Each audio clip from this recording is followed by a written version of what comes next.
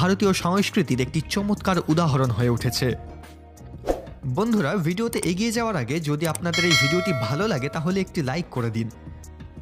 Number 4, Shri লক্ষ্মীনারায়ণী দেবী মন্দির, ভারত। এই মন্দিরটি তামিলনাড়ুর ভেলোর শহরের কাছে অবস্থিত।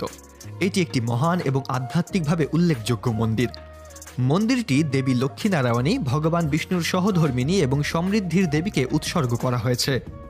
মূল মন্দিরটি সোনায় ঢাকা এবং এখানে দেবী লক্ষ্মীনারায়ণীর একটি বিশাল মূর্তি রয়েছে। 70 কেজির বেশি খাঁটি সোনা দিয়ে তৈরি করা হয়েছে প্রতিমাকে। গর্ভগৃহে প্রবেশের জন্য আপনাকে সোনার তৈরি কিছুটা দীর্ঘ পথ পাড়ি দিতে হবে, যা নিজের মধ্যেই এক অদ্ভুত অভিজ্ঞতা। কমপ্লেক্সে আরও বেশ কয়েকটি মন্দির রয়েছে, যার মধ্যে রয়েছে ভগবান গণেশ, শিব এবং হনুমানজির মন্দির। মন্দির চত্বরে